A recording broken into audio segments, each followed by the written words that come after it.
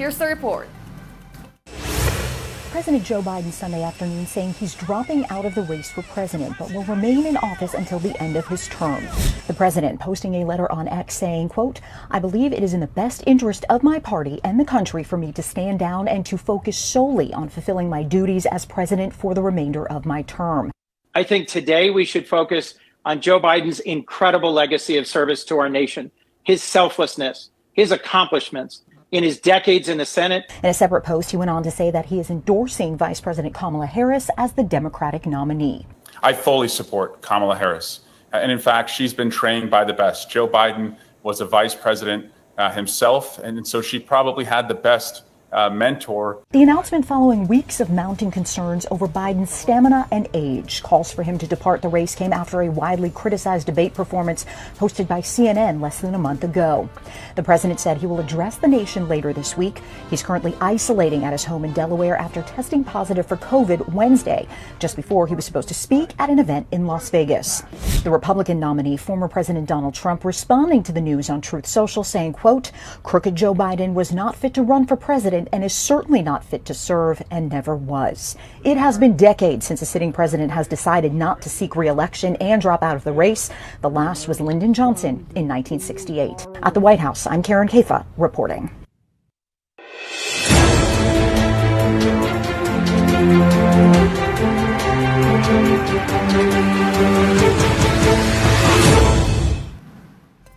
Heavy security measures are already being implemented hours before President Bongbong Marcos's third State of the Nation address, or Sona. And to get the latest on the ground, we have mobile journalist Merimon Reyes live from Batasang Pambansa complex. Merimon, anong nangyayari na dyan as of the moment?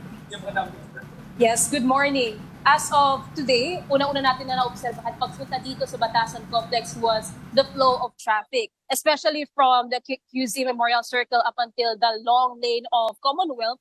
Nakakalat na agad doon ang mga security officers natin from PNP, QCPD, at mga galing sa iba't ibang mga PPO tulad ng sa Laguna, Rizal, nakakalat na rin sila doon. Especially ambulances, first aid stations, they are also situated around the Commonwealth.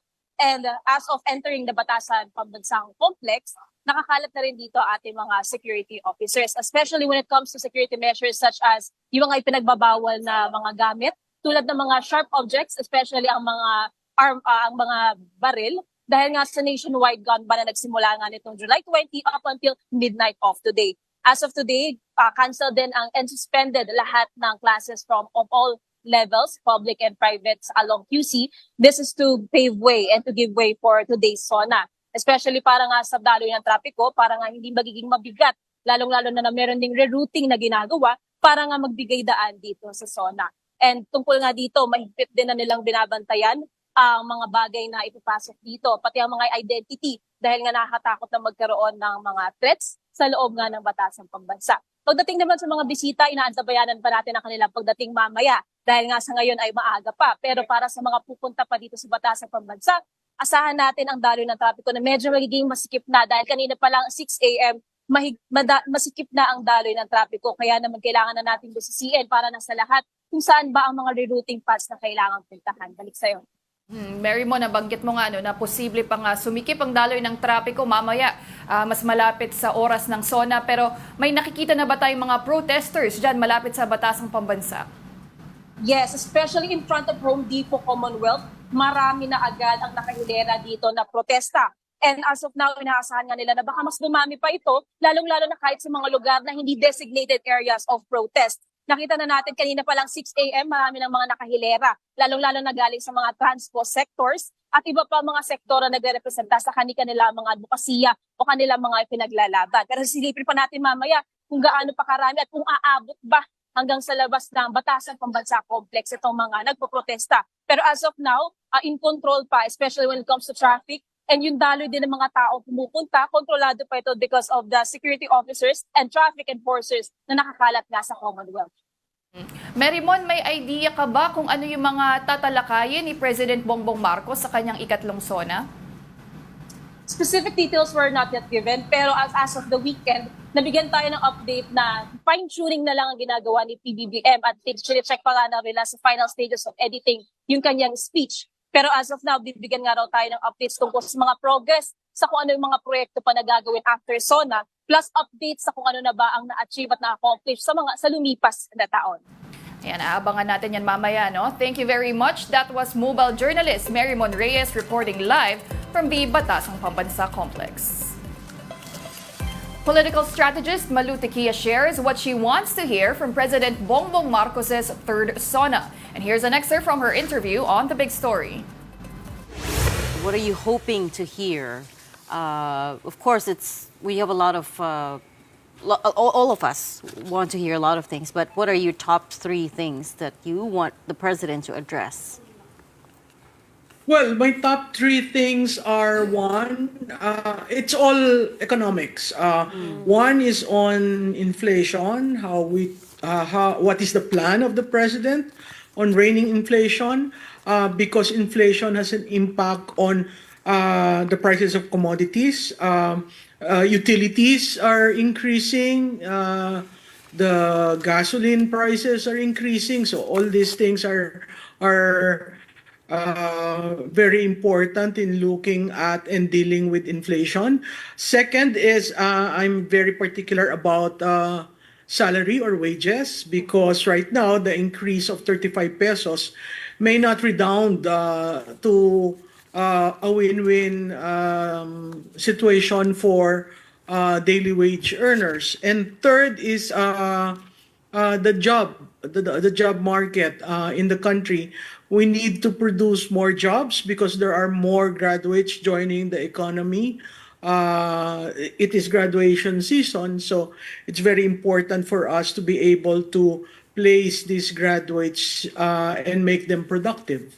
Okay. Actually, that coincides with the post-Asia results that was released just a week or so ago.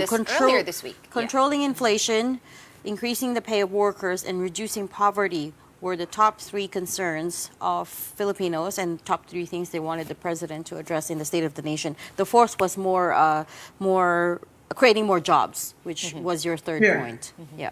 It's actually the result of polls dovetails the results of Pahayag, our quarterly survey. The total of those 3 pointers are 56%. So it's a huge number to begin with, since apparently the administration has not adequately handled it. Catch One uses special coverage of President Bongbong Marcos's third Sona. Join Ed Lingao, Gretchen Ho, and Angela Castro in discussions before and after the Sona. The coverage starts at 3 in the afternoon, only here on One News. Tune in to Signal TV Channel 250 HD and Channel 8 SD and on Signal Play. Let's now check in on the weather. PAGASA weather forecaster Ana Clauren is now on the line. Magandang umaga, Ana. Ano ba ang latest ngayon sa bagyong Carina? Yes po, magandang umaga rin po sa ating lahat. Ito pong severe tropical storm Carina was estimated at around 420 kilometers east of Tuguegarao City, Cagayan. And the maximum sustained winds was up to 100 kilometers per hour near the center and gustiness of up to 125 kilometers per hour. It is slowly moving north-northwestward. And currently po, meron tayong nakatas tropical cyclone wind signal number 1 over the eastern portion of mainland Cagayan, particularly in Santa Ana, Gataran, Baggao, Peñablanca, Lalo at Gonzaga. And signal number 1 din po sa northeastern portion ng Isabela, particularly the Divilacan, Palanan, and Maconacon. So ito po nga mga areas na to is directly maapektuhan po ng bugso ng hangin na dala nitong bagyong si Carina. And for the heavy rainfall outlook, ngayong araw, inaasahan po natin ang heavy to intense na mapag-ulan dala nitong bagyong si Carina sa extreme northeastern portion ng mainland Cagayan, samantalang moderate to heavy rains naman sa may Babuyan Islands at sa eastern portion ng mainland Cagayan at Isabela. Doble ingat po sa ating mga kababayan sa banta ng mga flash floods and landslides. Samantalang na-enhance naman nitong bagyong si Carina, itong southwest monsoon o habagat, na magdudulot pa rin po ng mga kalat-kalat na mga pag-ulan o mga monsoon rains. Ito po, ibig sabihin po nito, pabugso-bugso yung malalakas na buhos ng mga pag-ulan, partikular na sa La Union, Pangasinan, Benguet, Zambales, Bataan, Cavite, Batangas at Occidental Mindoro. Samantalang dito sa Metro Manila, Rizal, Laguna, Pampanga, Tarlac, Nueva Ecija, Bulacan, Abra, ibang bahagi pa ng Ilocos Region at Kalayaan or Calamian Islands ay makakaranas din ho ng occasional rains o yung kung minsan may bugso po na malakas na mga pag-ulan, dala ng habagat. Kaya doble ingat po sa ating mga kababayan sa banta ng mga pagbaha sa mga nabanggit na lugar. At as of 8 a.m. today, meron nga ho tayong yellow warning na nakataas sa may Cavite, Batangas at Bataan. Ito pong mga areas na to ay posible hong makaranas ng mga pagbaha, dala po nitong malakas na mga pag-ulan, dala ng habagat. Samantala, may inaasahan ho tayong mga light to moderate with occasional heavy rains sa may Zambales, Pampanga, Metro Manila, Rizal at Bulacan. At meron naman hong nararanasan ng mga pag-ulan na sa bahagi ng Laguna at ilang bahagi pa ng Quezon. Doble ingat po sa ating mga kababayan dahil maulan na araw po yung inaasahan natin ngayong maghapon. Base naman sa latest track nitong bagyong si Carina, dahil nga bumabagal o mabagal yung kanyang pagkilos, posible pa po itong lumabas na ating area of responsibility by Wednesday ng gabi o Thursday ng umaga. Yan po yung latest dito sa Weather Forecasting Center. Ito po si Ana Cloren. Magandang umaga. Alright, maraming salamat po, PAGASA Weather Forecaster, Ana Cloren. And those are the top stories of the hour. Join us later at 9 a.m. as we continue to monitor the day's biggest stories. I'm Pauline Verzosa. We are One News.